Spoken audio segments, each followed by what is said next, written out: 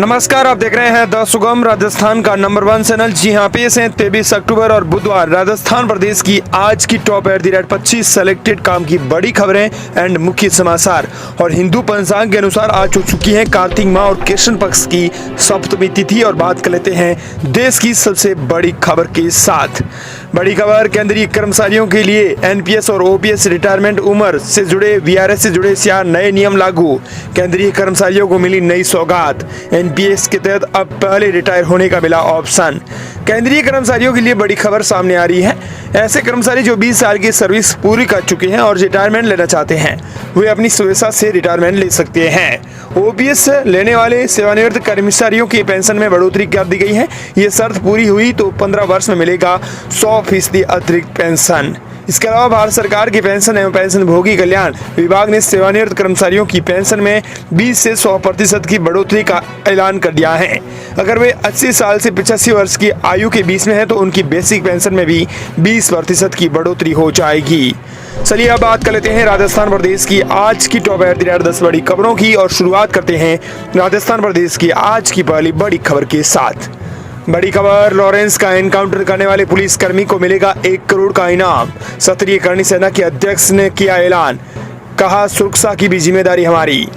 क्षत्रिय कर्णी सेना के राष्ट्रीय अध्यक्ष राज सिंह शेखावत ने लॉरेंस बिश्नोई का एनकाउंटर करने वाले पुलिसकर्मी को 1 करोड़ 11,11,111 रुपए का नकद पुरस्कार देने का ऐलान कर दिया है। राज शेखावत ने गुजरात से एक वीडियो जारी करके इसकी घोषणा कर दी है। राज शेखावत ने कहा कि मुझे सिर्फ इतना पता है कि हमारे परम आदरणीय सुखदेव सिंह गोगामेडी के हत्याकांड लॉरेंस बिश्नोई ने कराया था।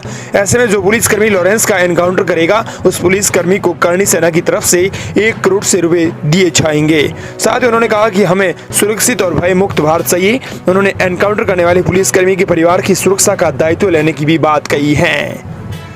वहीं इधर सुखदेव सिंह गोगामेडी की पत्नी शीला शेखावत ने कहा कि हम राज सिंह शेखावत के किसी भी बयान का समर्थन नहीं कर रहे हैं, हमें न्यायिक प्रक्रिया का पूरा विश्वास है। वहीं अगली बड़ी खबर, डॉक्टर्स की हड़ताल ने राजस्थान में बिगाड़े हालात। रात में मरीज को देखने के लिए डॉक्टर्स ही नहीं, 225 ऑपरेशन टले। जयपुर समेत राजस्थान के अन्य शहरों में भी रेजिडेंट डॉक्टर्स की हड़ताल जारी रही। इस कारण जयपुर के एसएमएस मेडिकल कॉलेज से अटैच हॉस्पिटल में आईपीडी, ओटी, ओपीडी और इमरजेंसी सेवाएं प्रभावित रहीं। वहीं जयपुर के स्वामी मानसिंह हॉस्पिटल में ही छोटे और गैर जरूरी जिन्हें टाला जा सकता है 100 से ज्यादा ऑपरेशन नहीं हुए। अगली बड़ी खबर, फूट फूट कर रोने वाले नेता माने नहीं लड़ेंगे चुनाव। सलूमर रामगढ़ में नाराज नेताओं को मनाने में सफल हुई भाजपा।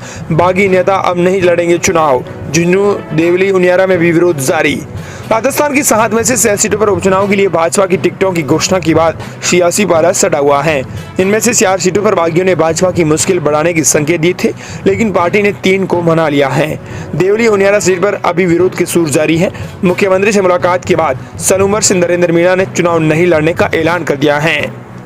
अगली बड़ी खबर, राजस्थान यूएई सरकार के बीच 3 लाख करोड़ का एमओयू हुआ जारी। बिजली उत्पादन प्लांट लगाएगी यूएई की कंपनियां।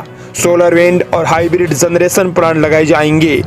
राजस्थान सरकार ने यूएई सरकार के साथ 3 लाख करोड़ रुपए का एमओयू साइन किया है। इस एमओयू के तहत यूएई की सरकार और वहां की कंपनियां राजस्थान के पश्चिमी बेल्ट में 60 गीगावाट कैपेसिटी के सोलर, विंड और हाइब्रिड एनर्जी जनरेशन प्लांट स्थापित करेंगी।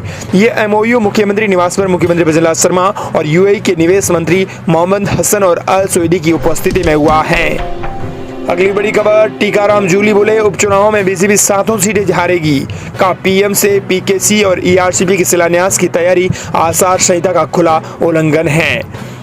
नेता प्रतिपक्ष टीकाराम जूली ने दावा किया कि 7 सीटों पर हो रहे उपचुनावों में बीजेपी ने एक भी सीट नहीं जीतेगी।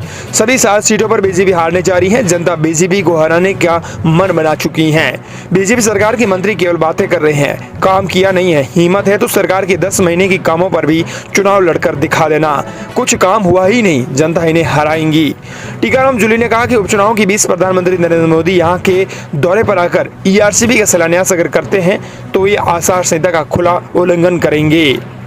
अगली बड़ी खबर, डोटासरा बोले उपचुनाव में किसी से कोई गठबंधन नहीं कर रहे हैं। हम 7 सीटों पर चुनाव लड़ेंगे, पैनल तैयार है, हमसे किसी ने बात नहीं की है।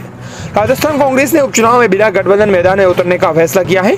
कांग्रेस प्रदेश अध्यक्ष गोविंद सिंह डोटासरा ने कहा है कि उपचुनाव में हम किसी पार्टी से कोई गठबंधन नहीं कर रहे हैं, हम 7 सीटों पर चुनाव लड़ेंगे।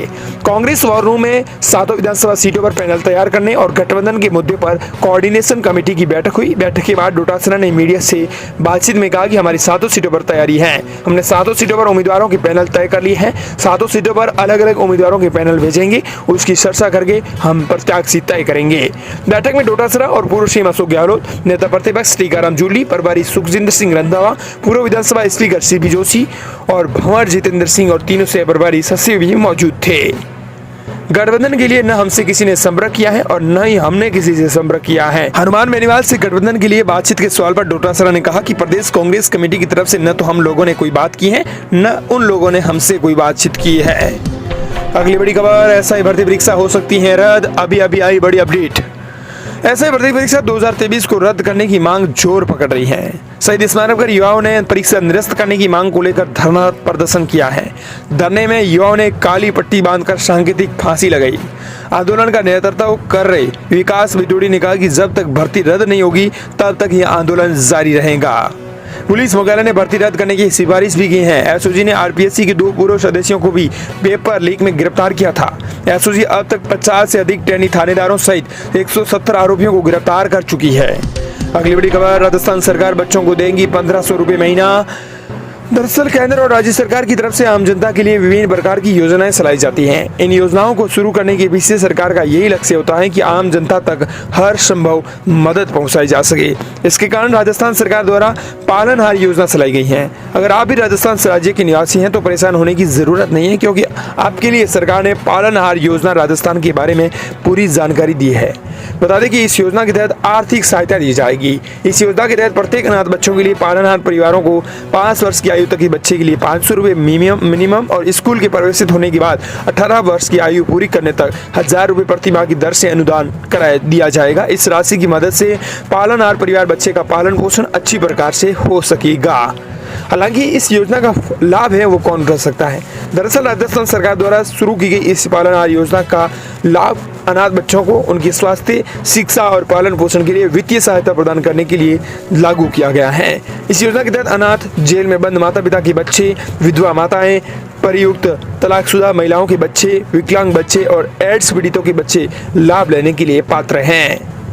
अगली बड़ी खबर, राजस्थान सरकार की सौगात, विशेष योग्यजनों को मिलेगी निःशुल्क इलेक्ट्रिक पावर वैली शेयर। दरअसल राजस्थान सरकार ने विशेष योग्यजन के जीवन को सरल और स्वतंत्र बनाने के लिए एक नई योजना लागू की है, इसकी घोषणा की है। दरअसल इस योजना के तहत चलने फिरने में कठिनाई नहीं जिन्हें होती हैं दिव्यांगजनों को, उन्हें निःशुल्क इलेक्ट्रिक वाहन दिया जाएगा। ये पहल 2024 और 25 की बजट घोषणा के तहत की गई है। अगली बड़ी खबर, राजस्थान के स्टेशनों को दिया जाएगा हेरिटेज लुक, यात्रियों को मिलेगी बड़ी सुविधाएं। साथ ही आप कमेंट सेक्शन में जरूर बताएं कि आप राजस्थान के किस जिले से इस वीडियो को देख रहे हैं। रेलवे के अनुसार अभी अपग्रेड रेलवे स्टेशन पर यात्रियों की सुविधा के लिए विशाल क्षेत्र में एयर कॉन्क्रॉस का निर्माण किया जा रहा है। एयर कॉन्क्रॉस में यात्रियों को वेटिंग रूम सुविधा के साथ साथ शॉपिंग रूम मिलेगा। रेल यात्रियों के लिए यह अच्छी खबर है। रेलवे द्वारा आगामी दिनों में स्टेशनों को अमृत स्टेशनों योजना के तहत हेरिटेज लुक दिया जाएगा। बता दें कि उत्तर पश्चिमी रेलवे के 77 स्टेशनों का पुनः विकास किया जाएगा। स्टेशनों को हेरिटेज लुक देने में विभाग द्वारा 4800 करोड़ रुपए का खर्च किया जाएगा। इन स्टेशनों की सुविधाओं में भी इजाफा किया जाएगा। अमृत स्टेशन योजना के तहत आने वाले सभी स्टेशनों को टेक्नोलॉजी और डिजिटल स्तर पर विकास होगा। अगली बड़ी खबर, राजस्थान के कर्मचारियों के लिए वजनलाल सरकार का नया सर्कुलर, प्रमोशन को लेकर दी बड़ी राहत। राजस्थान की वजनलाल सरकार ने प्रदेश के सरकारी कर्मचारियों को दिवाली से पहले बड़ी राहत दी है। सरकार की ओर से प्रदेश के कर्मचारियों के लिए एक सर्कुलर जारी किया गया है, जिसमें प्रमोशन को लेकर बातें स्पष्ट कर दी गई हैं। दरअसल सरकार ने कहा कि दंडोदेशों के पदोन्नति पर होने वाले प्रभावों को पुनः परीक्षण किया गया है। इस पर सरकार ने स्पष्ट कर दिया है कि राज्य के कर्मचारियों पर नींद का दंड दिए जाने पर कर्मचारियों के प्रमोशन अब प्रभावित नहीं होंगे। प्रदेश की अगली बड़ी खबर, वजनलाल सरकार ने गहलोत राज की 7 योजनाओं के नाम बदले। राजस्थान में चुनावी माहौल के बीच राज्य सरकार ने इंदिरा गांधी के नाम से चल रही 7 सरकारी योजनाओं के नाम बदल दिए हैं। अब इन योजनाओं के नाम कालीबाई भील और पन्ना दास जैसे वीर महिलाओं के नाम पर होंगे। 3 योजनाओं को मर्ज कर नया नाम कालीबाई भील संबल योजना रखा गया है। और इस प्रकार ये थी राजस्थान प्रदेश की आज की बड़ी खबरें। मिलते हैं नई तमाम बड़ी खबरों के साथ।